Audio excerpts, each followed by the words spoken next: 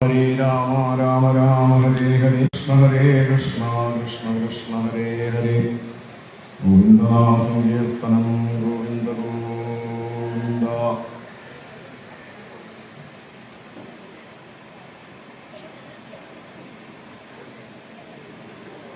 സർവമംഗളമംഗല്യേ ശിവേ സർവാർത്ഥസാധികേ ശരണ്യേ ത്രയംബകേ ഗൗരി നാരായണി നമോസ്തുതേ.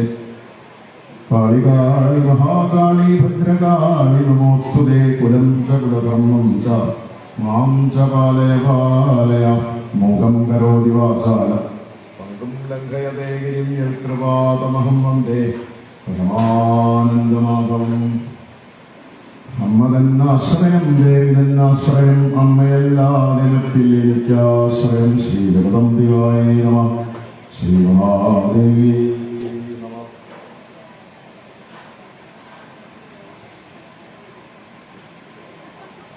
അത്യന്ത സുന്ദരി അത്ഭുത രൂപിണി അടിയനി കനിവേണം. ആനന്ദദായിനി ആദിപരാശക്തി ആതങ്കമില്ലാമീടേണം. അമ്മേ നാരായണ ദേവി നാരായണ ലക്ഷ്മി നാരായണ ഭദ്രേ ജയ. അമ്മേ നാരായണ ദേവി നാരായണ ലക്ഷ്മി നാരായണ ഭദ്രേ ജയ. ഇന്ദ്രസ്വപൂജിതേ ഇന്ദുമുഖി നിന്നെ ഇന്നു ഞാൻ വീണു നമിച്ചിടുന്നേ.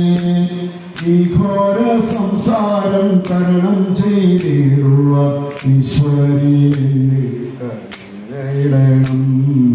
അമ്മേ നാരായണ ദേവി നാരായണ ലക്ഷ്മി നാരായണ ഭദ്രേ ജയ. അമ്മേ നാരായണ ദേവി നാരായണ ലക്ഷ്മി നാരായണ ഭദ്രേ ജയ. ഉമ്മ ആ ബ്രഹ്മവും മായാപ്രപഞ്ചവും ഉത്തരമില്ലാതെ വലയുന്നു ഞാൻ. ഉഴി തന്മായയിൽ വീടും എന്നിൽ ഉദകശയനന്റെ ഓർമ്മ നൽകൂ. അമ്മേ നാരായണ ലക്ഷ്മി നാരായണ ഭദ്രേ ജയ.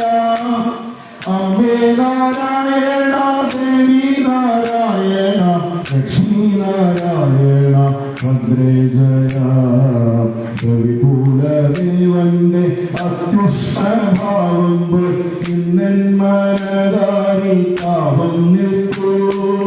രാഗദ്വേഷാദിയാം താപപ്രഭാവത്തെ ഭാഗവിമോഹിനി മത്തിടനേ.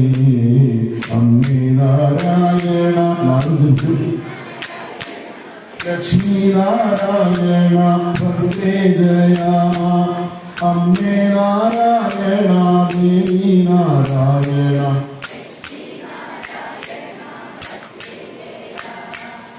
എന്നുടെ മോഹങ്ങൾ ലോഭഭേദാദികൾ എന്മരക്കാലനെ തിങ്ങിപ്പോ. ഏറിയ മോദാല രാഗമോഹാദികൾ എന്നിൽ നീരക്കുവാൻ നരനേടൂ. അമ്മേ നാരായണ ലക്ഷ്മി നാരായണ ഭദ്രേ ജയ. അമ്മേ നാരായണ ദേവി നാരായണ ലക്ഷ്മി നാരായണ. ഒന്നൊന്നായെന്റെ വികാരവികാരങ്ങൾ മാറ്റുവാനൊട്ടു നീ കനിവേകിടൂ. ഓർമ്മന കണ്ണന നിന്നോടെ നാഥനെ ഓർമ്മയിൽ തോന്നുവാൻ വീടേണം. അമ്മേ നാരായണ ദേവി നാരായണ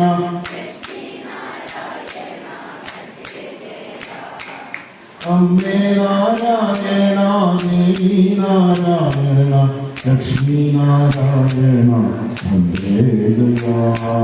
സൗമ്യമില്ലാത്ത മായാവിലാസി ഒട്ടല്ല കൗതുകം നിന്നെ കാണാൻ. അംബേ മഹേശ്വരി ആനന്ദനാശിനി ഹരിഹരേ നീയെന്നും കാത്തിടണേ. അമ്മേ നാരായണ ലക്ഷ്മീ നാരായണ ഭദ്രേ ജയ. അമ്മേ നാരായണ ദേവി നാരായണ ലക്ഷ്മീ നാരായണ ഭദ്രേ ജയ. ഇന്നൊന്നായും ദേവി താരവിചാരങ്ങൾ മാറ്റുവാനൊട്ടു നീ കല്ലേടൂ. ഓമനക്കണ്ണന എന്നോടേ നാഥനി ഓർമ്മയിൽ തോന്നുവാൻ കരുണീടേണം.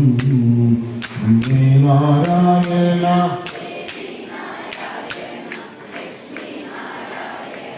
ഭദ്രേ ജയ.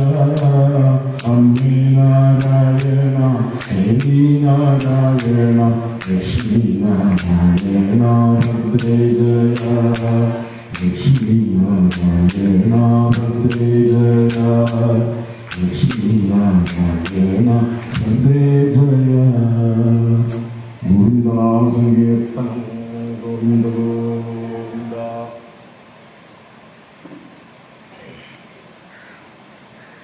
ഗംഗാതീരത്ത് ശ്രീ ശുഗാബ്രഹ്മർഷി പരീക്ഷത്തിന്റെ മുമ്പിൽ ഭാഗവത കഥകളെല്ലാം പറഞ്ഞുകൊണ്ടിരിക്കുന്നു. അല്ലെങ്കിൽ പഞ്ചമസ്കന്ധത്തിലേക്ക് നമ്മൾ എത്തിച്ചേർന്നിരിക്കുന്നു. സർഗം തുടങ്ങിയ ലക്ഷണങ്ങൾ പറഞ്ഞ് സ്ഥാനം എന്ന ലക്ഷണത്തിലേക്കാണ് പിന്നെ നമ്മൾ കിടക്കുന്നത്. പഞ്ചമസ്കന്ധം സ്ഥാനം എന്നുള്ള ലക്ഷണത്തെയാണ് ഇവിടെ വന്നിരിക്കുന്നത്. സ്ഥാനം എന്ന് പറയുമ്പോൾ അതിൻ്റെ ഒരു മലയാളത്തിൽ സ്ഥലം, ഈ കാണുന്നതായിട്ടുള്ള സ്ഥലം എന്നൊക്കെ വേണമെച്ചാൽ അതിനെക്കുറിച്ച് ഒന്ന് നമുക്ക് മനസ്സിലാക്കാം. കാണുന്നതായിട്ട് എല്ലാം ഭഗവാന്റെയാണ്, ഒന്നും നമ്മുടെ ആയിട്ടില്ല.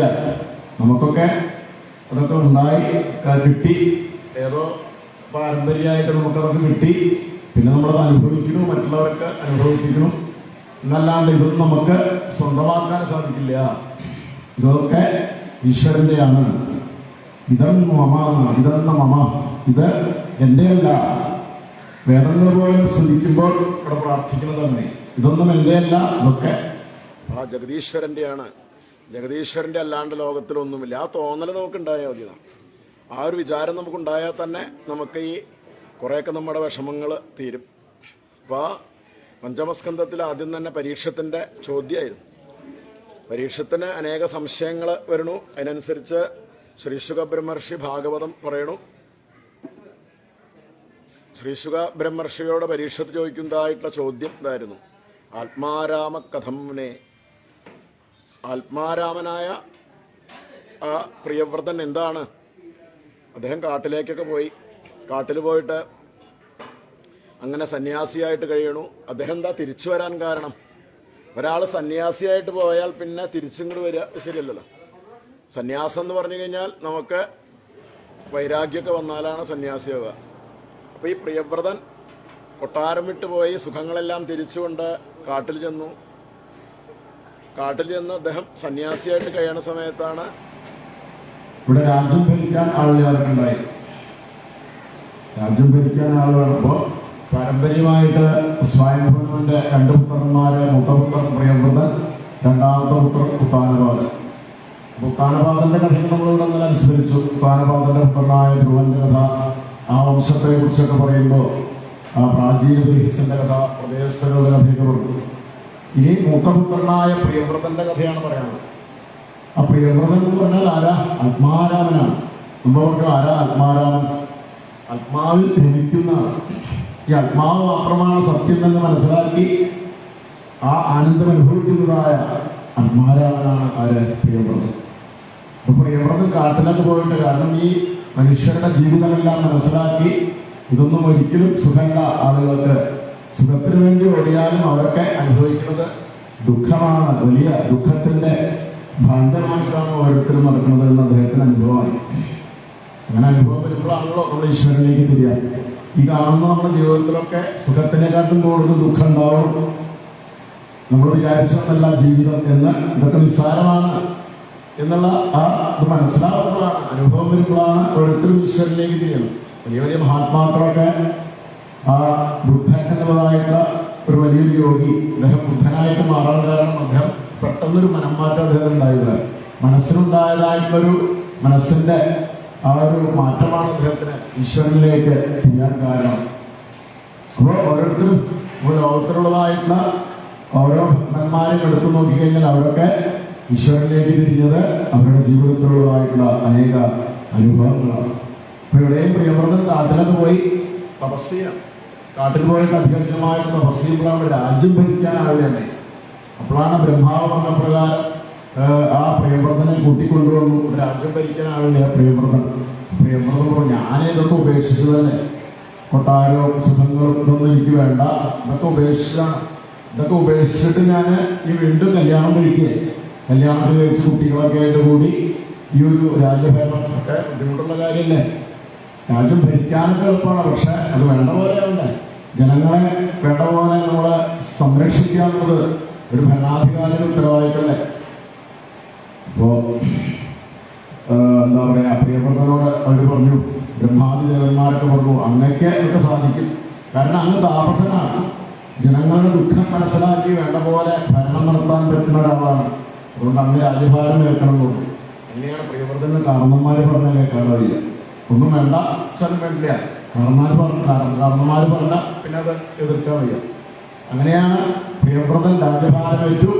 പ്രിയവ്രതൻ രാജ്യം ഭരിക്കുന്ന സമയത്ത് അദ്ദേഹം ഭരണം തന്നെ മാറ്റിമറിച്ചു. അദ്ദേഹത്തിന്റെ ഭരണകാലത്ത് രാത്രി പകലാക്കി തീർത്തു എന്നാണ് പറഞ്ഞത്. കാരണം ഈ രാത്രി ആൾക്കാർ ഉറങ്ങല്ലേ, പകൽ പണിയെടുക്കൂ, രാത്രി ഉറങ്ങും. അപ്പോൾ ഒരു ദിവസം 24 മണിക്കൂറിൽ 12 മണിക്കൂർ ജോലി ചെയ്യലും 12 മണിക്കൂർ ഉറങ്ങും. അപ്പൊ ഈ ഉറങ്ങുന്നവരെയും ഒന്ന് പഠിപ്പിക്കാൻ വേണ്ടി, കാരണം ആയുസ് കുറവാണ്, ആരോഗ്യം കുറവാണ്, എപ്പോഴാണ് തട്ടിപ്പോവാൻ അറിയില്ല. അതുകൊണ്ട് ഉള്ള ഭഗവാനെ സേവിക്കാൻ വേണ്ടി അദ്ദേഹം സമയം കൂടുതൽ കർമ്മങ്ങൾ ചെയ്യാൻ വേണ്ടിയിട്ട് സമയം കൂടുതലാക്കാൻ വേണ്ടി അദ്ദേഹം രാത്രി പകലാക്കി തീർക്കുന്നു. സാധാരണ ആൾക്കാർക്ക് പറ്റണമെന്നില്ല. അദ്ദേഹം വലിയ യോഗിയായതുകൊണ്ട്, താമസനായതുകൊണ്ട് അദ്ദേഹത്തിന്റെ ആ ഒരു ഭരണപരിഷ്കാരം. അപ്പൊ അദ്ദേഹം ബ്രഹ്മാവിനടുത്തേക്ക് ചെന്നതാണ്. ബ്രഹ്മാവിനടുത്തേക്ക് ബ്രഹ്മാവിനോട് പറഞ്ഞു, അതെ എനിക്കൊരു പേര് വേണമെന്നുള്ളൂ. അങ്ങനെ ബ്രഹ്മാവിന് കുറെ പേരുകളുണ്ട്, കുറെ ചെറിയ പേര്, വലിയ പേര്, കുറെ വണ്ടികൾ ഉണ്ട്. അങ്ങനെ ബ്രഹ്മാവ് പറഞ്ഞത്ര എന്തിനാ ചോദിച്ചു. അപ്പൊ പറഞ്ഞു, അതെ എനിക്കിങ്ങനെ ഒരു ആവശ്യമുണ്ട്, രാത്രി പകലാക്കണം, അതിനുവേണ്ടി സൂര്യനെ പോലെ തേജസ്സുള്ള ഒരു പേര് വേണമെന്നു. പിന്നെ ബ്രഹ്മാവ് ഒരു പേര് ആ പ്രിയപ്പെട്ട കൊടുക്കുന്നതാണ്. കുട്ടികൾക്ക് കളിപ്പാട്ടം കൊടുക്കണ പോലെ നമ്മളൊക്കെ കുട്ടികൾക്ക് കളിപ്പാട്ടങ്ങൾ കൊടുക്കും. ധാരാളം കളിപ്പാട്ടങ്ങൾ ഉണ്ടാവും. ഇന്നത്തെ ഇപ്പോൾ കളിപ്പാട്ടം എന്ന് പറഞ്ഞാൽ എന്താ പറയുക, ആ മൊബൈലോ അല്ലെങ്കിൽ ലാപ്ടോപ്പൊക്കെയാണ് കളിപ്പാട്ടം കുട്ടികൾ കളിക്കുക. അപ്പൊ അതുപോലെയാണ് ബ്രഹ്മാവിന് ആ പ്രിയപ്രദന്റെ കളിപ്പാട്ടം പോലെയാണ് ആ പേര് കൊടുക്കുന്നത്. സൂര്യനെ പോലെ തേജസ്സുള്ള പേരായിരുന്നു, സൂര്യന് ഉദിച്ചു വന്ന പോലെ. അങ്ങനെ അദ്ദേഹം രാത്രി പകലാക്കാൻ വേണ്ടിയിട്ട്, രാത്രി ആയിക്കഴിഞ്ഞാൽ സൂര്യൻ അസ്തമിച്ച പിന്നെ സന്ധ്യയായി ഇരുട്ടായി തന്നെയാണ്. അപ്പൊ രാത്രിയായി കഴിഞ്ഞാൽ അദ്ദേഹം ഭൂമിയുടെ ചുറ്റുമായിട്ട് ആ തേരിങ്ങനെ ഓടിക്കുന്നത്. ആ ഭൂമിയുടെ ചുറ്റുമായിട്ട് തേര ഓടിക്കുമ്പോൾ ആ തേരിന്റെ എന്താ പറയാ പ്രകാശം, സൂര്യനെ പോലെ തേജസ്സുള്ളതായിട്ടുള്ള പ്രകാശം അതിങ്ങനെ അടിക്കാൻ തുടങ്ങി. അപ്പോ രാത്രി ഇല്ലാതുണ്ടായി. അങ്ങനെ ആ പ്രിയപ്രദൻ തേരോടിച്ചതായിട്ട് സ്ഥലങ്ങളാണ് സപ്ത ദ്വീപുകളായിട്ടും സപ്ത സമുദ്രങ്ങളായിട്ടും തീർന്നത് എന്ന് പറയുകയാണ്. ഇങ്ങനെ ആളുകൾക്കൊക്കെ ബുദ്ധിമുട്ടായി. എന്താ, രാത്രി ഉറക്കം ഇല്ല, കാരണം രാത്രി ഇല്ല, 24 മണിക്കൂറും പകലാണ്. രാത്രി ഇല്ലാതുണ്ടായി. എന്തിനാണ് ഈ രാത്രി? പകലൊക്കെ പണിയെടുത്ത വിശ്രമിക്കലാണല്ലോ രാത്രിയുള്ളത്. അപ്പോൾ വിശ്രമില്ലെങ്കിൽ എന്താണ് പണിയെടുക്കാൻ പറ്റാണ്ട്? ഇപ്പൊ പകലും വേണ്ട പോലെ ജോലി ചെയ്യാൻ സാധിക്കാതെ ആളുകളൊക്കെ കഷ്ടപ്പെടാൻ തുടങ്ങി. ആളുകളൊക്കെ ബ്രഹ്മാവിന്റെ അടുത്ത് പോലത്തെ കംപ്ലൈന്റ് പറഞ്ഞു, ഞങ്ങൾക്ക് ജോലി വേണ്ട പോലെ ചെയ്യാൻ സാധിക്കില്ല, രാത്രി ഇല്ലാണ്ട്. ബ്രഹ്മാവ് പ്രിയപ്രദനെ വിളിച്ചു, അതെ എന്തായി ചെയ്യണത്? ഇതൊക്കെ മാറ്റിമറിക്കേ. രാത്രി പകല് ചൂട് തണുപ്പ് ഈ ലോകത്തിലുള്ളതായിട്ടുള്ള എല്ലാം ഈശ്വരന്റെ പ്രതിഭാസമാണ്. ഇതിനൊക്കെ മാറ്റിമറിക്കാൻ പറ്റും. കാരണം ഇതൊന്നും നമ്മൾക്ക് നിയന്ത്രിക്കാൻ പറ്റുന്നതല്ല. നമ്മൾ ഈ പ്രകൃതിയിലെങ്ങനെ ജീവിക്കാന്നല്ലാണ്ട് ഇതിനൊക്കെ നമ്മൾ അതിക്രമിക്കാൻ നോക്കിക്കഴിഞ്ഞാൽ, ഇതിനൊക്കെ നമ്മൾ എതിർക്കാൻ നോക്കിക്കഴിഞ്ഞാൽ അത് വലിയ പ്രശ്നങ്ങളുണ്ടാക്കും. പ്രകൃതിയെ നമ്മൾ സ്നേഹിക്കുകയാണ് വേണ്ടത്. പ്രകൃതിയെ നമ്മൾ പലതരത്തിൽ മാറ്റിമറിക്കാൻ നോക്കരുത് എന്നുള്ളതിലേക്ക് ആ പ്രിയവ്രതനാണ് ബ്രഹ്മാവ് പറഞ്ഞത്. ബ്രഹ്മാവ് പറഞ്ഞ പ്രകാരം പ്രിയവ്രതൻ തേരോടിച്ചതായിട്ടുള്ള സ്ഥലങ്ങളൊക്കെ നമ്മൾ പറഞ്ഞില്ലേ, 7 ദ്വീപുകളായിട്ടും 7 സമുദ്രങ്ങളായിട്ടും മാറി. പിന്നെ പ്രിയവ്രതൻ രാജഭാരമെല്ലാം മൂത്തപുത്രനെ ഏൽപ്പിച്ചു. പ്രിയവ്രതന്റെ മൂത്തപുത്രനാണ് ആഗ്നീധൻ. അപ്പോൾ അദ്ദേഹം തപസ്സൊക്കെ ചെയ്ത് തപസ് കൊണ്ട് തിരിച്ചു വന്ന് ഭഗവാനെ ഭരിച്ചിട്ടുള്ളതാണ്. കാരണന്മാരെന്താ ചെയ്യുന്നത്? അതാണല്ലോ അനന്തരന്മാർ ചെയ്യുക. ആണ് നമ്മളോട് പറയുന്നത്, കാരണന്മാർ നല്ല കാര്യങ്ങൾ ചെയ്യണം, ചീത്ത കാര്യങ്ങൾ അവർ ചെയ്തു കഴിഞ്ഞാൽ അവരതിലുണ്ട്. അപ്പോൾ പ്രിയപ്പെട്ട കുട്ടിക്കാലത്ത് തന്നെ ഭഗവാനെ സേവിച്ച് നല്ല മനോബലം, തപസ് ചെയ്ത മനോബലം നേടിയതായിട്ടുള്ള ആളായിരുന്നു. അപ്പോൾ പ്രിയപ്പെട്ടന്റെ പുത്രനായിട്ടുള്ള ആഗ്നീധൻ അതുപോലെ തന്നെ തപസ് ചെയ്യാൻ വേണ്ടി കാട്ടിലേക്ക് പോയിട്ട് അങ്ങനെ തപസ്സൊക്കെ തുടങ്ങി. അവിടെ ചെന്നപ്പോഴാണ് തപസ് ചെയ്യാന്ന് പറഞ്ഞാൽ അത്ര എളുപ്പമല്ലേ. മായയെ ജയിക്കുക എന്ന് പറഞ്ഞാൽ നമുക്ക് എളുപ്പം തന്നെ പറയാം. പക്ഷെ മായ എന്ന് പറഞ്ഞാൽ സ്ത്രീ ആണ്. അപ്പൊ അദ്ദേഹം തപസ്സൊക്കെ ചെയ്യുന്ന സമയത്താണ് ഒരു അപ്സര സ്ത്രീ, സുന്ദരിയായിട്ടുള്ള സ്ത്രീ അദ്ദേഹത്തിന്റെ അടുത്ത് വന്ന് ഡാൻസൊക്കെ കളിക്കാൻ തുടങ്ങി, നൃത്തമൊക്കെ വയ്ക്കാൻ തുടങ്ങി. ബ്രേക്കുള്ള ഡാൻസ്, ബ്രേക്കില്ലാത്ത ഡാൻസ് ഉണ്ടല്ലേ, പലതരത്തിലുള്ള ഡാൻസൊക്കെ നമുക്ക് കാണാറുണ്ട്. നമുക്ക് ഇഷ്ടം ബ്രേക്കില്ലാത്ത ഡാൻസാണ്, ബ്രേക്ക് ഡാൻസാണ്. എത്ര വസ്ത്രം ഉണ്ടെങ്കിൽ അത്രയും കാശ് കൊടുക്കാൻ കൂടുതൽ, അത് കാണാനും ഇഷ്ടമാണ്. പിന്നെ പാട്ട് വരികളൊക്കെ അർത്ഥമില്ലാത്ത പിത്താർക്കുക എന്ന് പറഞ്ഞ വരികളാണെന്ന് പറയുന്നത്. അപ്പൊ ഈ ഇങ്ങനെയുള്ളതായിട്ട് ഡാൻസും പാട്ടൊക്കെ മനുഷ്യനെ വെള്ളിപ്പിക്കുന്നത്. താപസന്മാരെ പോലും അങ്ങനെയാണെങ്കിൽ പിന്നെ നമ്മുടെ കാര്യം പറയാനുണ്ടോ? ആ പ്രിയവ്രതൻ ആ സ്ത്രീയെ കണ്ടപ്പോ തന്റെ പോലെയുള്ളോ ഇവളുടെ ശരീരം, പല വ്യത്യാസങ്ങളൊക്കെ ഉണ്ടല്ലോ എന്നതായിട്ട് ആ പ്രിയവ്രതൻ ആ അപ്സരസ്ത്രീയെ കണ്ട് മോഹിച്ചു. തപസ്സൊക്കെ നിന്നു. തപസ്സൊക്കെ പിന്നെ ഇല്ലാണ്ടായിരുന്നു. ആ തപസ്സൊക്കെ നിന്നു മാത്രമല്ല, പ്രിയവ്രതൻ പ്രിയവ്രതൻ ആഗ്നീധൻ അപ്സരസ്ത്രീ വിവാഹം കഴിച്ചു. പിന്നെ അദ്ദേഹത്തിന് കുറെ കുട്ടികളൊക്കെ ഉണ്ടായി, 8-9 മക്കളൊക്കെ ഉണ്ടായി. അതിന് മൂത്തപുത്രനാണ് നാഭി പറയും. ആ നാഭി വിവാഹം കഴിച്ച നാഭിക്ക് പുത്രന്മാരില്ലാതെ പുത്രകാമേഷ്ടി യാഗം നടത്തിയത്. പുത്രകാമേഷ്ടി യാഗം നടത്തി ഭഗവാൻ തന്നെ പ്രത്യക്ഷപ്പെട്ടു. ഭഗവാനോട് ചോദിച്ചോളൂ, അല്ല ഞങ്ങൾക്കൊരു വരം വേണം. ഭഗവാൻ പറഞ്ഞു, എന്ത് വരം വേണമെന്ന് ചോദിച്ചോളൂ. അല്ല ഞങ്ങൾക്ക് വേണമെന്നല്ല വേണ്ടത്, അങ്ങേപ്പോലെ ഒരു പുത്രൻ വേണമെന്ന് പറഞ്ഞു. അപ്പൊ ഭഗവാൻ പറഞ്ഞു, എന്നെപ്പോലെ ഞാനേയുള്ളൂ, എന്നെപ്പോലെ ലോകത്തിൽ ഉണ്ടാവുന്ന ഒരാളില്ല, അതുകൊണ്ട് എൻ്റെ അംശമായിട്ട് അവതരിക്കാം എന്ന് പറഞ്ഞു. ആ പ്രിയവ്രതന്റെ നാഭിയുടെ പുത്രനായിട്ട് ഭഗവാൻ ഋഷഭൻ എന്നുള്ളതായിട്ടുള്ള അവതാരത്തെ സ്വീകരിച്ചു എന്ന് പറയാം. ഋഷഭാവതാരം. ഋഷഭൻ എന്ന് പറഞ്ഞാൽ ശ്രേഷ്ഠൻ എന്നാണ് അവിടെ എൻ്റെ ഒരു അർത്ഥം പറയാം. അത്രയും ശ്രേഷ്ഠമായിട്ടുള്ള അവതാരമായിരുന്നു ഋഷഭന്റെ അവതാരത്തിന് ശേഷം പിന്നീട് ഋഷഭന്റെ ഭരണമാണ് വർണ്ണിച്ചത്. ഋഷഭദേവൻ ഭരിക്കുന്ന സമയത്ത് മഴ പെയ്ച്ചു എന്നൊക്കെ, മഴയില്ലാതെ ആൾക്കാര് ചൂട് സെറ്റ് ചെയ്യാതെ അങ്ങനെ എന്തൊരുകുന്നു, പലതരത്തില് ബുദ്ധിമുട്ടുന്നു. അപ്പൊ ജനങ്ങളെ മനസ്സിലാക്കിക്കൊണ്ട് ഋഷഭദേവൻ അദ്ദേഹം യോഗശക്തിയെ കൊണ്ട് മഴയൊക്കെ പെയ്ച്ചു എന്നാണ്. അപ്പൊ ഇന്ദ്രന് വളരെയധികം സന്തോഷമായിട്ട്, ഇന്ദ്രന് സന്തോഷമുണ്ട് എന്നാ അസൂയുണ്ട്. ഇന്ദ്രന് എന്താ അസൂയ? അല്ല തന്നെക്കാട്ടും കേമനായാലും ഈ ഭൂമിയിലുള്ളതായിട്ട് ഋഷഭദേവൻ ഇപ്പൊ കേമനായി കഴിഞ്ഞ് തന്റെ കേമത്തം കുറയില്ലേ എന്നുള്ള അസൂയ ഇന്ദ്രന്. അപ്പൊ അതൊന്ന് ശരിയാക്കാൻ വേണ്ടിയിട്ട് ഇന്ദ്രൻ ആ ഋഷഭദേവനെ ഒപ്പം നിർത്താൻ വേണ്ടി, കാരണം രോഗിയായാലുണ്ട്, രോഗിയായ പിന്നെ അയാള് കേമനായാലും കുഴപ്പമൊന്നുമില്ല എന്നുള്ളതൊക്കെ ഇന്ദ്രൻ തന്റെ മകളെ ഋഷഭദേവ വിവാഹം കഴിച്ചു കൊടുക്കുന്നതാണ്. ആ ഇന്ദ്രന്റെ മകളാണ് ജയന്തി എന്ന് പറയും. ആ ജയന്തിയെ ഋഷഭദേവ വിവാഹം കഴിച്ചു കൊടുത്തു. അങ്ങനെ ഇന്ദ്രനും ഋഷഭദേവനും കൂടിയിട്ട് ഒന്ന് ബന്ധുക്കളായിട്ടിരുന്നു പറയുന്നത്. കാരണം ഇന്ദ്രന്റെ ഉള്ളതായിട്ടുള്ള അസൂയ അത് എന്തായിരുന്നു? തന്നെക്കാട്ടും കേമനാവരുത് ആരും, അങ്ങനെയാണല്ലോ. തന്നെക്കാട്ടും കേമനായിക്കോട്ടെ, അത് നന്നായിക്കോട്ടെ എന്ന് വിചാരിക്കുകയാണ്. പക്ഷെ ഇന്ദ്രന്റെ ഉള്ളിൽ ഈ ഒരു അസൂയ വന്നപ്പോ അത് അപകടമൊന്നായില്ല, തന്റെ മകളെ കല്യാണം കഴിച്ചു കൊടുത്തു. അങ്ങനെ ആ ഇന്ദ്രന്റെ മകളായിട്ടുള്ള ജയന്തി ഋഷഭദേവനെ 100 പുത്രന്മാരുണ്ടായിരുന്നു യോഗശക്തിയായി. ആ 100 പുത്രന്മാര് 9 പുത്രന്മാര് കരിരന്തരീക്ഷ പ്രബുദ്ധപ്പിപ്പടായ ആവിർഭോത്രോ ദുർബല സമസത്തരഭാഗന. അങ്ങനെ 9 പുത്രന്മാര് മഹാകേമന്മാരായിരുന്നു, നവയോഗികൾ എന്ന് പറയും. ആ നവയോഗികളെ കുറിച്ചൊക്കെ നമുക്ക് ഇനി കേൾക്കാം. ഏകാദശത്തിൽ നിമി മഹാരാജാവിന്റെ കൊട്ടാരത്തിൽ ഉപദേശിച്ചതായിട്ടുള്ള ഉപദേശങ്ങളൊക്കെ കേൾക്കാം. പിന്നെ 81 പേര് കേമന്മാരുണ്ട്. ഈ ഋഷഭദേവന്റെ മക്കളൊക്കെ എല്ലാവരും ഒരാളെക്കാട്ടും മറ്റൊരാളെ കുറച്ചുകൂടി കേമത്തെ കുറഞ്ഞവരാരുമില്ല, ബുദ്ധി കുറഞ്ഞവരെന്ന് ആരുമില്ല. പക്ഷെ ഏറ്റവും മൂത്തതായിട്ടുള്ള ആ ഭരതനാണ് ഏറ്റവും ബുദ്ധി കേമനായിട്ടുള്ള ആളെന്നാണ്. അങ്ങനെ 100 പുത്രന്മാരാണ്. ആ 100 പുത്രന്മാർ വളർന്നു വരുന്നു. ഋഷഭദേവൻ പുത്രന്മാരെ മുൻനിർത്തിക്കൊണ്ട് ഒരു ഉപദേശം കൊടുക്കുന്നുണ്ട്. ഈ മനുഷ്യജന്മം നമുക്ക് എളുപ്പമായിട്ട് കിട്ടുന്നതല്ല, അത് എത്രയോ ബുദ്ധിമുട്ടി കുറെ ആടായിട്ടും പോത്തായിട്ടും പൂച്ചയായിട്ടും മറ്റ് കരുജന്തുക്കളായിട്ട്, ജലജന്തുക്കളായിട്ട്, മരങ്ങളായിട്ട് ഇങ്ങനെ കോടിക്കണക്കിന് ജന്മം കഴിഞ്ഞിട്ടാണ് ഒരു മനുഷ്യജന്മം കിടന്നത്. അപ്പൊ നമ്മളൊക്കെ കുറച്ചൊന്നുമില്ല, നല്ല ബുദ്ധിമുട്ടിയിട്ടുള്ളതാണ്. ഈ ജന്മം വെറുതെ പഠിക്കരുത്, വെറുതെ കളയരുത്. കാരണം മനുഷ്യജന്മം മാത്രമാണ് ഈശ്വരനെ സാക്ഷാത്കരിക്കാൻ ഏറ്റവും എളുപ്പമായിട്ട് മാർഗം. നായം ദേഹവും വിഭുജാം. ഈ മനുഷ്യജന്മത്തിൽ വെറുതെ വിഭുക്കളെ പോലെ, വെറുതെ കൃമികളെ പോലെ ഇന്ദ്രിയ സുഖങ്ങൾ അനുഭവിക്കാൻ വേണ്ടിയിട്ടുള്ള ജീവിതം, അത് ഈശ്വരനെ സാക്ഷാത്കരിക്കാൻ വേണ്ടിയിട്ടാണ് എന്നുള്ള നിലയ്ക്ക് ഉപദേശങ്ങൾ കൊടുക്കുന്നുണ്ട്. ഋഷഭദേവൻ ഉപദേശിച്ചതായ പ്രധാനപ്പെട്ട ഉപദേശത്തിൽ പറയണതാണ്, നമുക്ക് ഏറ്റവും വിലയുള്ളത് എന്താണ്? നമ്മളൊക്കെ ഇന്ന് ഏറ്റവും വിലയുള്ളത് എന്താ കാണുന്നത്? പണം, സ്വർണം, അല്ലെങ്കിൽ നമ്മുടെ ബന്ധുക്കള്, അതൊന്നല്ല. അതൊക്കെ നമുക്ക് നഷ്ടപ്പെടുന്നതാണ്, നശിക്കുന്നതാണ്. പക്ഷെ ഒരിക്കലും വിചാരിക്കേണ്ടാവാത്തതായിട്ട് ഒന്ന്, അല്ലെങ്കിൽ നമുക്ക് എപ്പോഴും ഈശ്വരന്റെ അടുത്തേക്ക് എത്തിച്ചേരാനുള്ളതായിട്ടൊരു മാർഗമാണെന്ത്? നമ്മുടെ ശരീരങ്ങൾ. ഈ വിലപ്പെട്ടത് എന്താണ്? ഏറ്റവും നമുക്ക് വികാരപ്പന്റെ കാരുണ്യം കൊണ്ട് കിട്ടിയതായിട്ടുള്ള മനുഷ്യ ശരീരം. അതിലിരുന്നുകൊണ്ട് ആ ഭഗവാനാകുന്ന ആ ഭഗവാന്റെ രൂപത്തെ കണ്ട് ഭഗവാന്റെ ദിനാമം ഉപയോഗിച്ച് ഭഗവാനിലേക്ക് ഓരോരുത്തർക്കും എത്തിച്ചേരാൻ സാധിക്കും എന്ന് പറഞ്ഞാൽ ഋഷഭദേവന്റെ ഗംഭീരമായിട്ടുള്ള ഉപദേശം. അമ്മ അമ്മയാണുള്ളത്, അച്ഛൻ അച്ഛനാണുള്ളത്, ഗുരുനാഥൻ ഗുരുനാഥനാണുള്ളത്.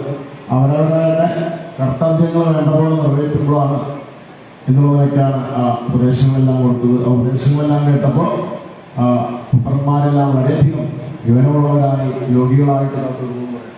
പിന്നെ ഋഷഭദേവൻ മൂട്ടുപുത്രനായ ഭരതനെ രാജ്യഭാരമെല്ലാം ഏൽപ്പിച്ചു. ഈ ഭാഗവത്തില് 5ാമത്തെ സ്കന്ധത്തില് ഇങ്ങനെ പറയും, എന്താ, അടുത്ത തലമുറയെ രാജ്യഭാരം ഏൽപ്പിച്ച് അതിന്റെ മുമ്പത്തെ തലമുറയുള്ളവർ കാട്ടിൽ പോയി മോക്ഷം പ്രാപിച്ചു. ഇതൊക്കെ എന്റെയാണെന്ന് പറഞ്ഞുകൊണ്ട് അവര് കെട്ടിപ്പിടിച്ചിരിക്കുകയാണ്. ഈ എന്റെ എന്നുള്ളതായിട്ടുള്ള ആ ഒരു ആസക്തി, അറ്റാച്ച്മെന്റ്, ആ ഒട്ടലാണ് നമുക്ക് എല്ലാ വർഷവും. അപ്പൊ ഭാഗവതം പറയണോ, ഭാഗവതത്തിൽ 5ാം സ്കന്ധം പറയണോ, ഇതൊക്കെ ഭഗവാന്റെയാണ്, ഇതൊക്കെ ഭഗവാന്റെയാണെന്നുള്ള വിചാരം നമുക്കുണ്ടാവുക. ഈശ്വരൻ തന്ന പ്രസാദമാണ് എന്നൊരു വിചാരം നമുക്കുണ്ടാവുകയുള്ളൂ.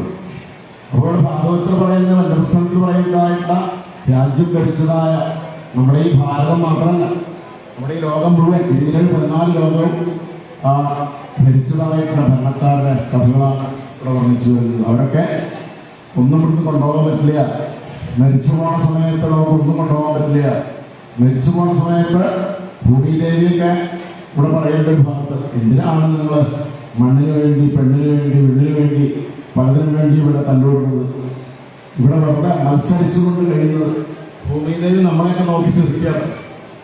ഇവിടെ ഈ കുറച്ച് എന്താ പറയാ, ഭൂമി വാങ്ങി വെയിൽ കെട്ടി എന്റെയാണെന്ന് പറഞ്ഞുകൊണ്ടിരിക്കുന്നവരോട് പറയാം ഭൂമിദേവി, ഞാൻ പോലും ഭഗവാന്റെയാണ്. ഭൂമിദേവി പറയാം, ഞാൻ പോലും ഭഗവാന്റെയാണ്. പിന്നെ നിങ്ങൾക്ക് ഇതൊക്കെ സ്വന്തമാക്കാൻ പറ്റും. ഇവിടുന്ന് പോണ സമയത്ത്, മരിച്ചു പോണ സമയത്ത് ഇവിടുത്തെ വസ്ത്രം പോലും നമുക്ക് കൊണ്ടുപോകാൻ പറ്റില്ല. നമ്മുടെ കയ്യിൽ അണിഞ്ഞതായിട്ടുള്ള വളങ്ങളോ ആഭരണങ്ങളോ ഒന്നും കൊണ്ടുപോകാൻ പറ്റില്ല. പിന്നെയോ ഈ ശരീരം പോലും നമുക്ക് സ്വന്തമല്ല. ഈ ശരീരം നമുക്ക് കിട്ടിയത് നമ്മുടെ കാരണന്മാരിൽ നിന്നാണ്. അപ്പൊ മരിച്ചു കഴിഞ്ഞാൽ നമ്മുടെ ശരീരം വേറെ ആളുകളും കൊണ്ടുപോകാൻ 3-4 ആൾക്കാരെ കോടിയുമ്പോൾ പിടിച്ചിട്ട് ആണ് നമ്മുടെ ശരീരം കൊണ്ടുപോകുക, അല്ലെ? മരിച്ചു കഴിഞ്ഞാൽ ആ ശരീരം കൊണ്ടുപോകാം, എന്നിട്ട് ഒന്നുകൊണ്ട് കുഴിച്ചിടും, അല്ലെങ്കിൽ ധരിപ്പിക്കും. അപ്പൊ ഭൂമിദേവി പറയോ, എന്തിനാണെന്നുള്ളത് ഞാൻ എന്ന് പറഞ്ഞുകൊണ്ട് അഹങ്കരിക്കുന്നത്? ഇതുകൊണ്ടൊന്നും വലിയ കാര്യമൊന്നുമില്ല. ഇവിടുന്ന് പോണ സമയത്ത് തിരുനാമാചാര്യനൊക്കെ പറയാറുണ്ട്, നമ്മളിപ്പോ ഇവിടുന്ന് പോണ സമയത്ത് നമുക്ക് കൊണ്ടുപോകാൻ പറ്റുന്നതായിട്ടുള്ള ഒന്നെന്താ, പുണ്യമാകുന്ന ആ ഡെപ്പോസിറ്റ്. പുണ്യമുള്ളതായിട്ട് ഡെപ്പോസിറ്റ് ഉണ്ടോ അത് കൊണ്ടുപോകാൻ പറ്റും. മറ്റ് ബാങ്ക് ഡെപ്പോസിറ്റോ കൊട്ടാരമോ ബന്ധുക്കളെയോ ആരെയും കൊണ്ടുപോയിട്ടില്ലോ. ഇവിടുന്ന് മരിച്ചു പോകുന്ന സമയത്ത് ആരെയും ഭാര്യയും കൂടെ ഇപ്പം കൊണ്ടുപോകാം, അല്ലെങ്കിൽ മക്കളെയും കൂടെ ഇപ്പം കൊണ്ടുപോകാം, അല്ലെങ്കിൽ ബാങ്കിൽ കിടക്കുന്നതായിട്ടുള്ള പൈസ കൊണ്ടുപോകാം. ആർക്കും കൊണ്ടുപോകാൻ വിചാരിച്ച് പറ്റില്ല. കാരണം മരിക്കുന്ന സമയത്ത് നമ്മുടെ ജീവൻ, ശരീരത്തിലുള്ളതായിട്ട് ജീവൻ അവിടുന്ന് വേർപെടുന്നു. അല്ലാണ്ട് ശരീരം പോലും ഉദാനൊക്കെ ഉടലോട് കൂടിയിട്ട് വേർപെട്ടെടുത്ത് കിട്ടും. അത് ഉദാനത്തിന്റെ ഭാഗ്യം.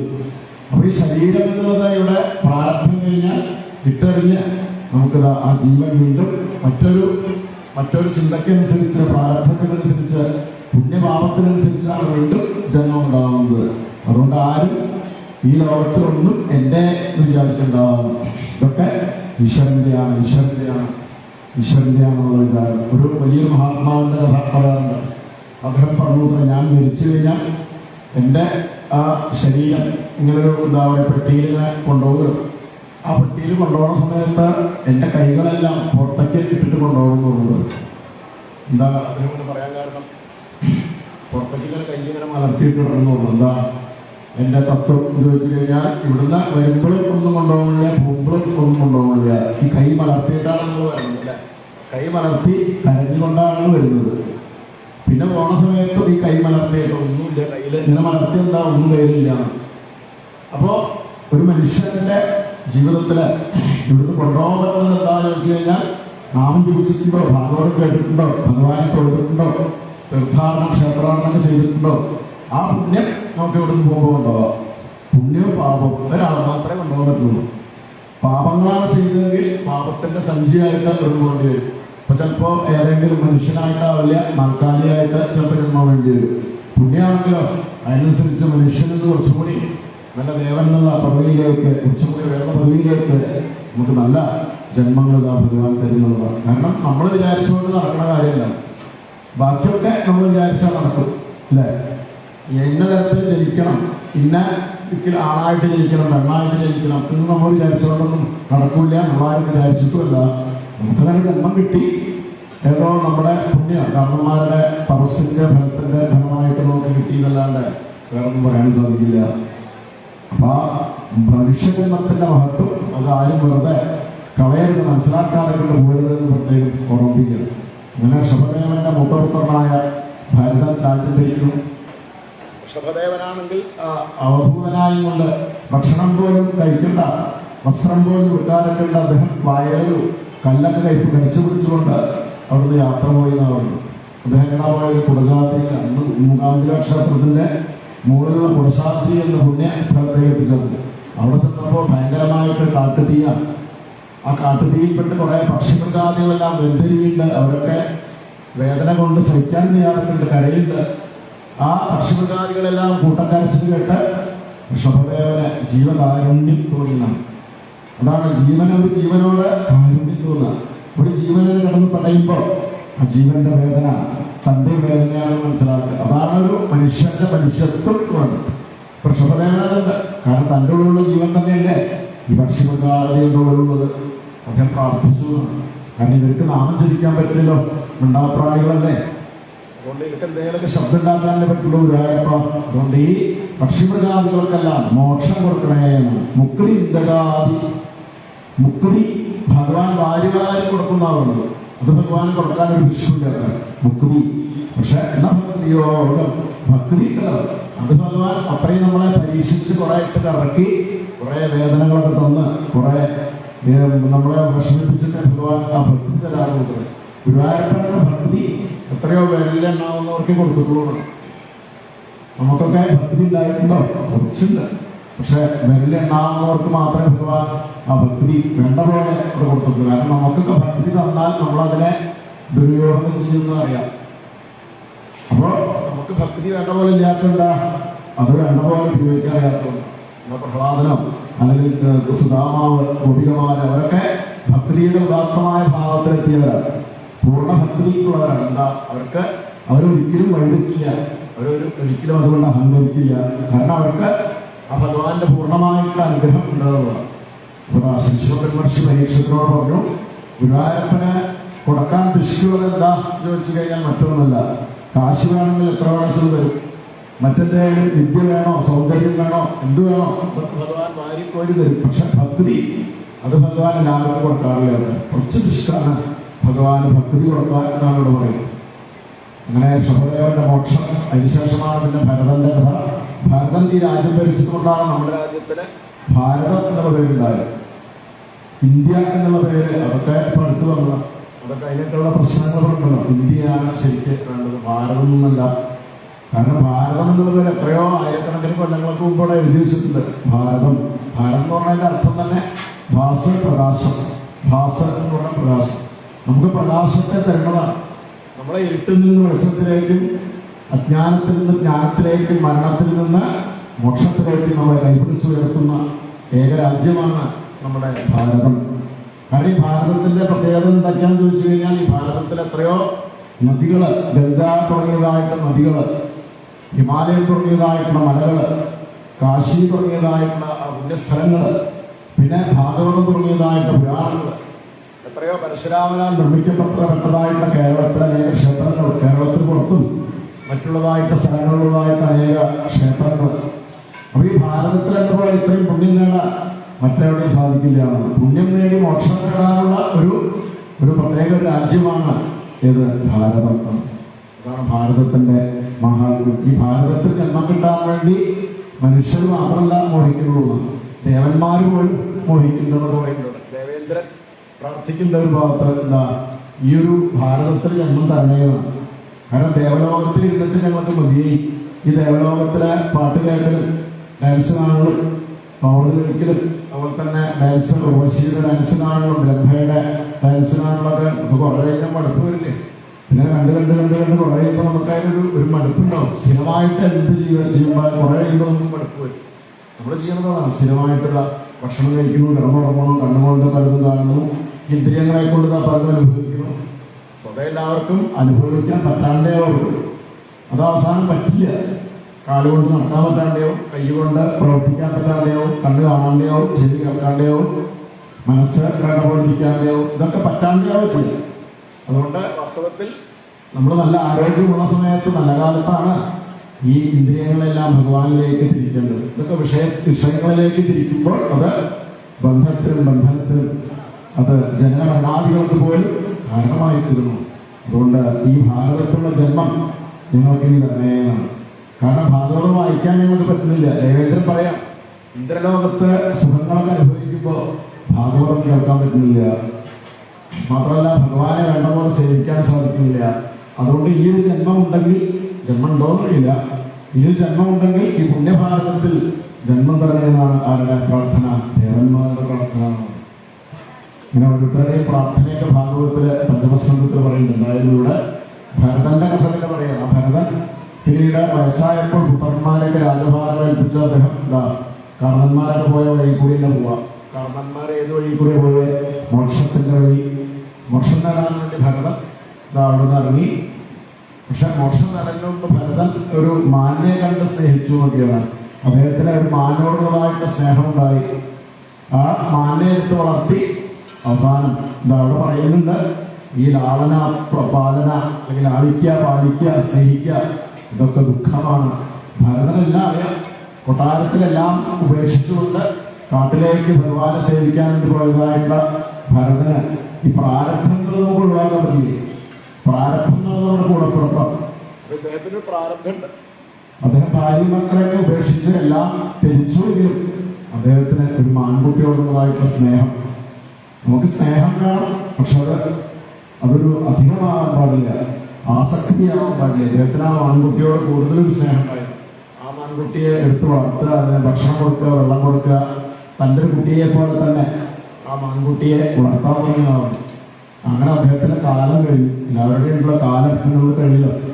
അദ്ദേഹത്തിന്റെ പ്രായമൊക്കെ അത്രയും വയസ്സായി, മരിക്കേണ്ട സമയമായി. മരിക്കാൻ വേണ്ടി കിടക്കുന്ന സമയത്ത് ആ മാൻകുട്ടി വന്ന് അദ്ദേഹത്തിന്റെ അടുത്ത് വന്നിട്ട് ഇങ്ങനെ കരയുണ്ട്. കാരണം ഇദ്ദേഹം മരിച്ചു കഴിഞ്ഞാൽ തനിക്ക് ആരാളത്?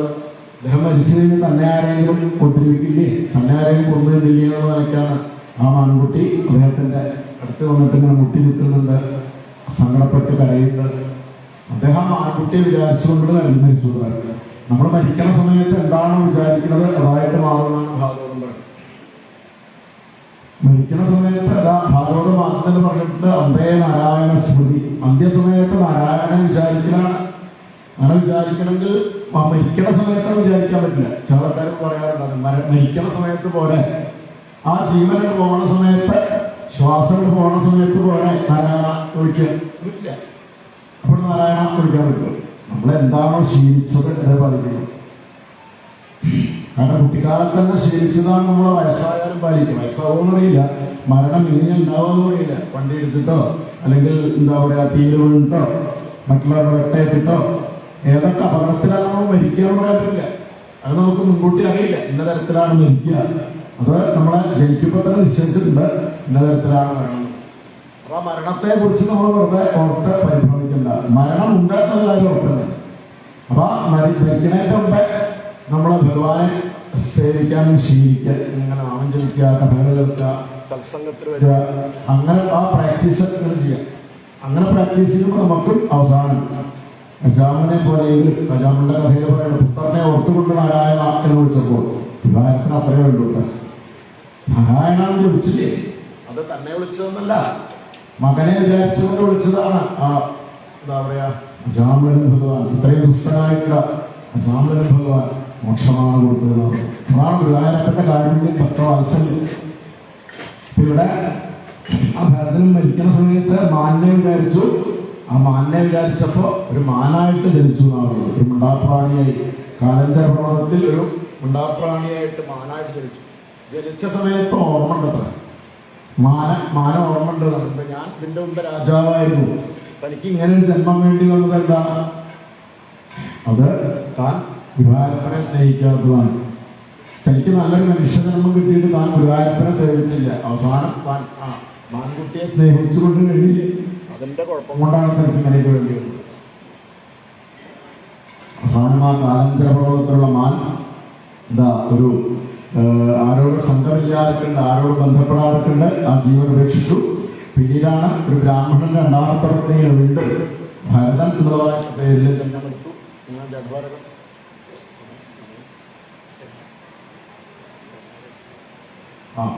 അപ്പോ ജഡഭരൻ എന്നുള്ള പേരിലാണ് ജന്മം എടുത്തത്. എല്ലാവരും അദ്ദേഹത്തിനെ ജഡൻ ജഡൻ എന്ന് വിളിച്ചു. ഒന്നിനും കൊള്ളാത്തവൻ. വാസ്തവത്തിൽ അദ്ദേഹം ഒന്നും കൊള്ളാത്തവനായിരുന്നില്ല. അദ്ദേഹം എല്ലാം അറിയുന്നവനായിരുന്നു. ആ സൂര്യനാകുന്ന ഭഗവാന്റെ ചൈതന്യത്തെ ഉള്ളിൽ എപ്പോഴും ഉണ്ടായിട്ടുള്ള ആളായിരുന്നു. അങ്ങനെ അദ്ദേഹത്തിന് ദേവിയുടെ ഉള്ളിൽ വെട്ടിക്കൊല്ലാൻ വേണ്ടി ദുഷ്ടപരീക്ഷകൾ കൊണ്ട് നിർത്തിയ സമയത്ത് ആ ഭദ്രകാളി പ്രത്യക്ഷപ്പെട്ടുകൊണ്ട് അദ്ദേഹത്തിനെ രക്ഷിച്ചു. അവിടെയുള്ള ദുഷ്ടന്മാരുടെ കഴുത്ത് വെട്ടിയാണ്, ശിര കണ്ടുകലിയിലയ എല്ലാവരുടെ ശിരസ് വെട്ടി തല കൊണ്ട് പന്ത് കളിച്ചു. ഇളനീര് കുടിക്കുന്ന പോലെ ഓരോരുത്തരുടെയും ദുഷ്ടന്മാരെ ചോരാൻ കുടിച്ചു, പട്ടഹസിച്ചു. വെട്ടുകൈകളുടെ ആയുധങ്ങളുമായിട്ട് ദുഷ്ടന്മാരെല്ലാം ഉപവരുത്തി ഭരതന്റെ അടുത്തേക്ക് വന്നു. ഭരതോട് പറഞ്ഞതാണ്, അല്ല ഞാനേ ഉണ്ണിയെ രക്ഷിക്കാൻ വേണ്ടിയിട്ടാണ്, ഈ അമ്മ ഉണ്ണിയെ രക്ഷിക്കാൻ വേണ്ടിയിട്ടാണ് വന്നത്. എല്ലാ കുട്ടികളുടെയും അമ്മയാണല്ലോ ഞാൻ, ഈ ലോകത്തിന് മുഴുവൻ മാതാവായിട്ട് ഞാൻ ഉണ്ണിയെ രക്ഷിക്കാൻ വേണ്ടി വന്നതാണ്. വെളിച്ചപ്പാട് വെട്ടാൻ നോക്കിയപ്പോൾ എനിക്ക് സഹിച്ചില്ല, ഞാൻ രക്ഷിക്കാൻ വേണ്ടി വന്നതാണ്. ഭരതം പറഞ്ഞു, ഈ ലോകത്തിൽ ആരെ രക്ഷിക്കാൻ പറ്റുക? ഈ ലോകത്തിൽ ആർക്കും ആരെ രക്ഷിക്കാൻ പറ്റില്ല. ഈ ലോകത്തിലെ രക്ഷകൻ, അമ്മയ്ക്ക് പോലും രക്ഷകനാണ് ആ സാക്ഷാൽ ഗുരുവായൂരപ്പൻ, നമ്മുടെയൊക്കെ നാഥനായിട്ടുള്ള ഭഗവാൻ. അതുകൊണ്ട് അമ്മ പൊക്കോളൂ, ഞാനൊന്നും ആവശ്യപ്പെട്ടിട്ടില്ലല്ലോ, എനിക്കൊന്നും ആവശ്യമില്ല. ആവശ്യമുള്ളവർക്കല്ലേ അമ്മ വരങ്ങൾ കൊടുക്കുക, എനിക്കൊന്നും വേണമെന്നില്ല. അതല്ല, എന്തെങ്കിലും വരം എന്തെങ്കിലും ചോദിച്ചോളൂ. ഭരതം പറഞ്ഞു, എനിക്ക് അങ്ങനെയുള്ള വരം ചോദിക്കാണ്ടിരിക്കാനുള്ള വരം തരണം നോക്കിയാണ്. എനിക്ക് വരമൊന്നും വേണ്ട, ഒന്നും മോഹല്ലേ. അതുകൊണ്ട് അമ്മയെ പൊക്കോളൂ, എനിക്ക് ആവശ്യമുണ്ടെങ്കിൽ ഞാൻ ചോദിക്കുക, എനിക്കൊന്നും ആവശ്യമില്ല. കാരണം എനിക്കിപ്പോ ഈ ശരീരത്തിനെ കുറിച്ച് ഇവിടെ എന്താ പറയുക പരിഭ്രമമില്ല. എനിക്ക് ആത്മാവാണ് സത്യം എന്നുള്ള അറിവ് എൻ്റെ ഉള്ളിലുണ്ട്. കാരണം ശരീരം എന്നല്ലെങ്കിൽ നാളെ ഇത് എങ്ങനെയെങ്കിലും ഇവിടെ വീണ് പോണതാണ്. അതുകൊണ്ട് ഞാൻ ആത്മാവാണ്, അമ്മയെ എനിക്കൊന്നും ആവശ്യമില്ല എന്ന ഭരതന്റെ ആ ഒരു ഭയാവസ്ഥ കണ്ടപ്പോൾ, ഭക്തിയുടെ ആ ഒരു ഭാവം കണ്ടപ്പോൾ ദേവിയോട് ബന്ധപ്പെട്ടു വിഗ്രഹത്തിലേക്ക് മറിയുന്നതായിട്ട് രംഗം. ഈ കഥ കേട്ട പരീക്ഷത്തിൽ ചോദിച്ചു, എങ്ങനെയാണ് ഇങ്ങനെയുള്ള ആത്മാരാമന്മാരെ മനസ്സിലാവുക? ഭാഗവത ഉത്തമന്മാരെ എങ്ങനെയാണ് മനസ്സിലാവുക? ശേഷകൻ പറഞ്ഞു, അതാണ് നമുക്ക് മനസ്സിലാവുക. ഗുരുവായൂരപ്പനെ പിന്നെയും മനസ്സിലാക്കാം. പക്ഷെ ഗുരുവായൂരപ്പ ദാസന്മാരെ, ഗുരുവായൂരപ്പനെ സേവിച്ചതായിട്ട് ഭാഗവതന്മാരെ മനസ്സിലാക്കാൻ അത്ര എളുപ്പമല്ല. അവരുടെ പുറമേയുള്ളതായിട്ടുള്ള വേഷമോ അവരുടെ ഇതൊന്നും കണ്ട മനസ്സിലാവില്ല. കാരണം അവരെ നമ്മള് നമസ്കരിക്കുക, അങ്ങനെയുള്ള മഹാത്മാക്കളുടെ സാമീപ്യം, അവരുടെ വാക്കുകൾ, അവരുടെ അനുഗ്രഹം ഉണ്ടാവുമ്പോൾ വളരെയധികം നമുക്ക് വേറൊന്നുകൂടെ നേടാനായിട്ടില്ല എന്ന് പറഞ്ഞ് ആ ഭാഗവതോത്തമന്മാര് ആ ഭഗവാനെ സേവിച്ച് നടക്കുന്നതായിട്ട് അവരെ ഒന്നും വേണമെന്ന് മോഹിക്കുന്നവരല്ല. എല്ലാം ഉപേക്ഷിച്ച് സർവസംഘ വ്യത്യാഗികളായിട്ട് സഞ്ചരിക്കുന്നവരാണ് ഈ ആത്മാരാമനായ ഭരതനെ പോലുള്ളവർ. ഈ ഭരതൻ ജഡനല്ല, അദ്ദേഹം ജഡഭരതനല്ല, എല്ലാം അറിയുന്നുള്ളവനാണ് എന്ന് പറഞ്ഞുകൊണ്ട് ഭരതന്റെ കഥ ഭദ്രകാളി അവതാരത്തിന് ശേഷം ആ ഭരതൻ യഹോവ ഉപദേശിച്ചതായിട്ട് ഉപദേശങ്ങൾ അതൊക്കെ നമ്മൾ താഴെ വായിച്ചു കഴിഞ്ഞു. പിന്നെ ഭൂഗോള വർണ്ണന, നരകലോകത്തെ കുറിച്ച് കേട്ടപ്പോഴാണ് പരീക്ഷിച്ച് അല്ല ഈ നരകം ഉണ്ടോ? ആൾക്കാരെ അവർക്ക് പേടിപ്പിക്കാൻ വേണ്ടിയിട്ടാണോ ചോദിച്ചു. അല്ല, പേടിപ്പിക്കാൻ വേണ്ടിയിട്ടൊന്നല്ല. ആളുകളെ പീഡിപ്പിക്കുന്നവർക്ക്, ആൾക്കാരെ ഉപദ്രവിക്കുന്നവര്, മൃഗങ്ങളെ കൊന്ന് തിന്നുന്നവര്, അല്ലെങ്കിൽ പലതരത്തിലുള്ള മദ്യം കഴിക്കുക, അല്ലെങ്കിൽ ഇങ്ങനെയുള്ളതായിട്ട് അധർമ്മങ്ങൾ ചെയ്യുന്നവർക്ക് നരകം വേണ്ടി വരും. അപ്പൊ അങ്ങനെയുള്ളതായിട്ട് നരകത്തിൽ പോയിട്ട് കിടക്കേണ്ടി വരും. 28 കോടി നരകങ്ങളാണ്. പേര് കേട്ടാൽ തന്നെ പേടിയുള്ളൂ. കുംഭീഭാഗം, അസുഖപ്രബലം, രൗരവം, മഹാരവം, പേര് പറയും. അതൊക്കെ കേൾക്കുമ്പോൾ തന്നെ നമുക്ക് ഈ നരകത്തിലേക്കൊന്നും പോണ്ട, ഒരു മൃഗത്തിനെയും കൊണ്ടു തിന്നണ്ട, അല്ലെങ്കിൽ മദ്യം കഴിക്കണ്ട, ഒരു തരത്തിലുള്ളതായിട്ട് ആരെയും വേദനിപ്പിക്കേണ്ട തോന്നപ്പ ഒക്കെ കേൾക്കുമ്പോഴാണ്. കാരണം നമ്മൾ ചെയ്തതായിട്ട് പാപത്തിന് തീർച്ചയായിട്ടും അനേകം നരകങ്ങൾ അനുഭവിക്കേണ്ടി. അതുകൊണ്ട് പുണ്യം ചെയ്യാം. ശ്രീ പരീക്ഷത്തിൽ ചോദിച്ചു, എന്താ ഈ നരകത്തിന് രക്ഷപ്പെടാൻ വഴി? അങ്ങനെയാണെങ്കിൽ ഇപ്പൊ എല്ലാവരും നരകത്തിലേക്കല്ലേ പോവുക? പാപം ചെയ്യാത്തവരായിട്ടാണ് ഇവിടെ ജനിച്ച് വീണ് കഴിഞ്ഞാൽ പിന്നെ തുടർന്ന് ഞങ്ങളുടെ പാപങ്ങൾ. ഭക്ഷണം കഴിക്കുന്ന സമയത്ത്, കിടക്കണ സമയത്ത്, നടക്കണ സമയത്ത് ഇങ്ങനെ നോക്കുകയാണെങ്കിൽ ജീവിക്കണമെങ്കിൽ പാപം ചെയ്യാണ്ടവരില്ല. അപ്പൊ എല്ലാവരും നരകത്തിലേക്കല്ലേ പോവുക? ശ്രീശ്വരൻ പറഞ്ഞു, അതിന് പ്രായശ്ചിത്ത കർമ്മങ്ങളൊക്കെ ഉണ്ട്. ആ പ്രായശ്ചിത്ത കർമ്മങ്ങൾ ചെയ്ത് പാപങ്ങളൊക്കെ തീർക്കാം. അങ്ങനെ ഭഗവാന്റെ തിരുനാമം തിരിച്ച് നാരായണ എന്നുള്ള നാമം ജപം കൊണ്ട്, 4 അക്ഷരം കൊണ്ട് വൈകുണ്ഠലോകത്തെ പ്രാപിക്കാം എന്ന് പറയാണ്. ആ ഭഗവാനി അജാമള മോക്ഷാദി കഥകളൊക്കെയാണ് നമുക്ക് പാരായണം ചെയ്യുന്നത്. ചൂടധ്യായം വായിച്ച് പിന്നെ അജാമള മോക്ഷ കഥയൊക്കെ സ്മരിക്കാം. ഗോവിന്ദനാമ സങ്കീർത്തനം. ഗോവിന്ദ ഗോവിന്ദ. ഓം നമോ ഭഗവതേ വാസുദേവായ. ഓം നമോ ഭഗവതേ വാസുദേവായ. ഓം നമോ ഭഗവതേ വാസുദേവായ. ശ്രീമദ്ഭാഗവതം ഷഷ്ഠസ്കന്ധ-പ്രഥമോധ്യായ. രാജോവാച നിവൃത്തിമാർഗ കഥിത ആദൗ ഭഗവതായ ക്രമയോഗോപലംഘേന ബ്രഹ്മണായ സംസ്കൃതി പ്രവൃത്തിലക്ഷണസ്യൈവാത്രൈഗുണ്യവിഷയോമേ യോസാവലീന പ്രകൃതേർഗുണസർഗൽപുനഃ അധർമ്മലക്ഷണാനാനരകാസ്ഥാനുവർണിതാഃ മന്വന്തരശ്ച വ്യാഖ്യാത അദ്യസ്വയംഭൂവിത പ്രിയപ്രദോത്താനുഭവംശപ്രചരിതാനിജ പ്രിയപ്രദോത്താനുഭവംശപ്രചരിതാനിജ ദീപവിഷമുദ്രാദിദ്യാനസ്മൃതി ധരാമണ്ഡല സംസ്ഥാന വിഭാഗലക്ഷണമാനത ജ്യോതിഷാം വിവരാണാം യഥേതമസൃജൽ വിഭു അഭിനേഹമഹാഭാഗായഥേയോ നരകാന്നര നാനോഗ്രയാതനാന്നയാൽ അന്മേ വ്യാഖ്യാതുരഹസി ശ്രീശ്രോവാക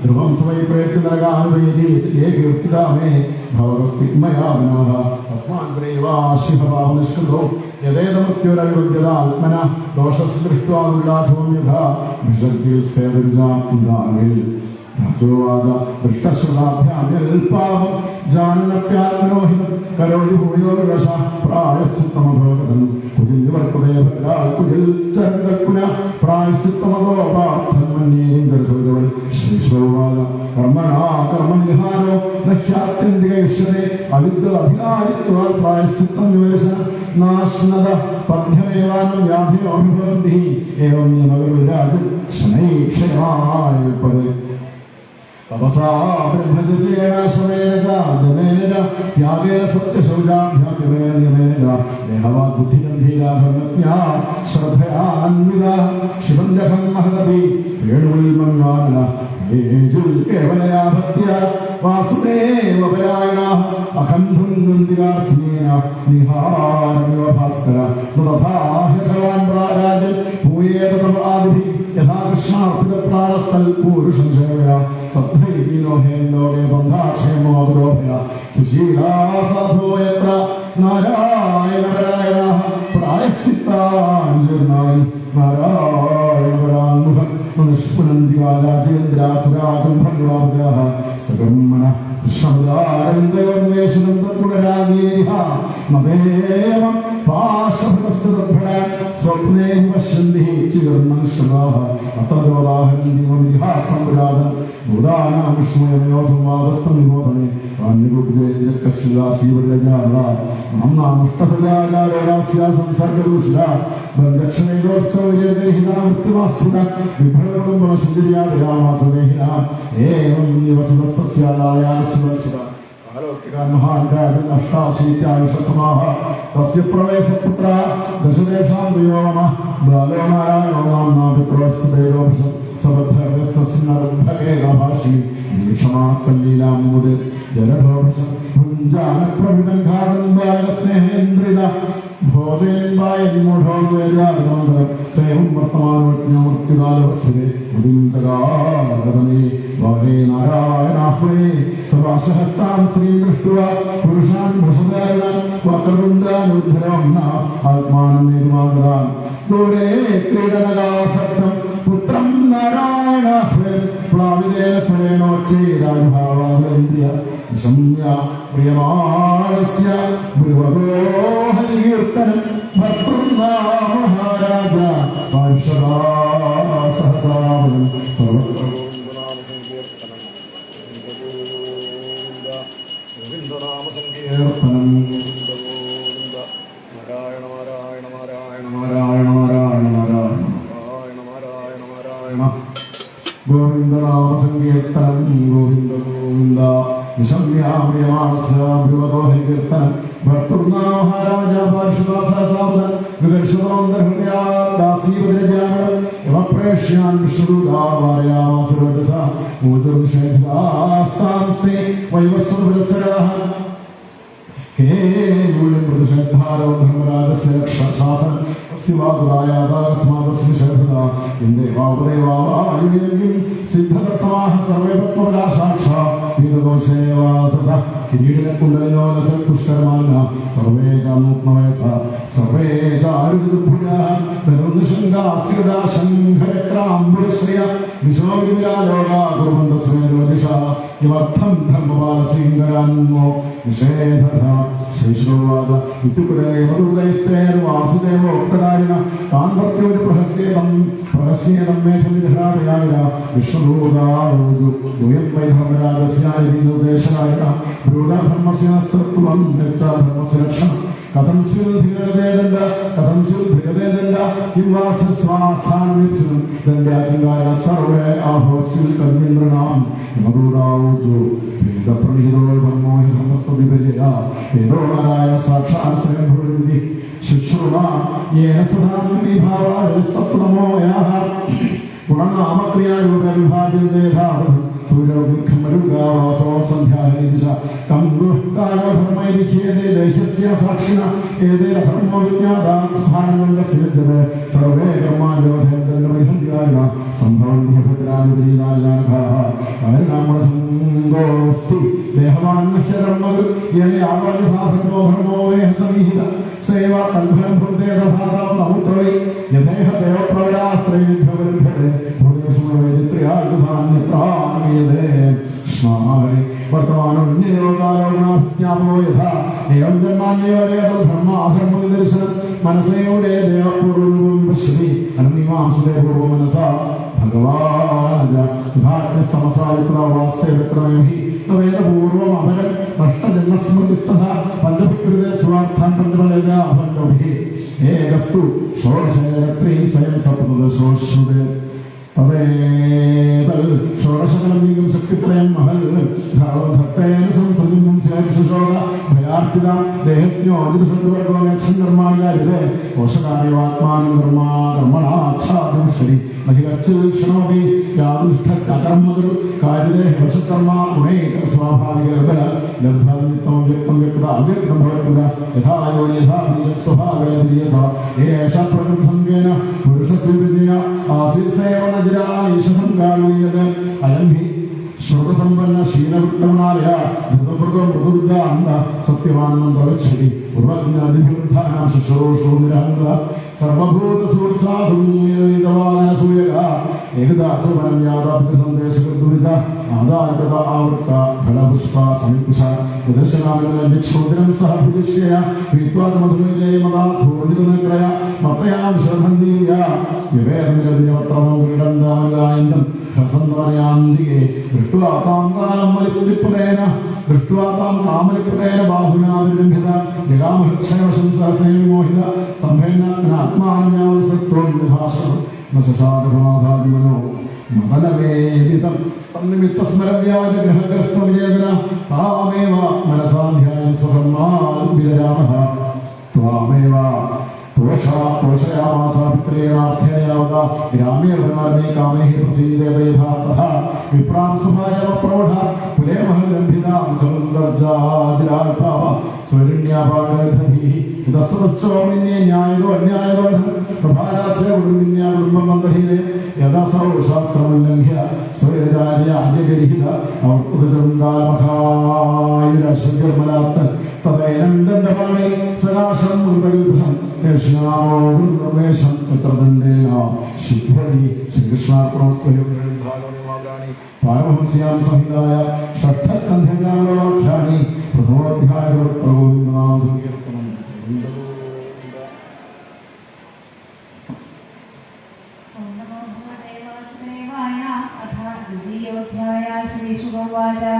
एवं ते भगवद्दूतान्यमदूताभिभाषितम् उपधार्याथतान् राजन् प्रत्याहुर्नय गोविदाः विष्णुदूता ऊजो अहो कष्टं धर्मदृशामधर्मस्पृशते सभाम्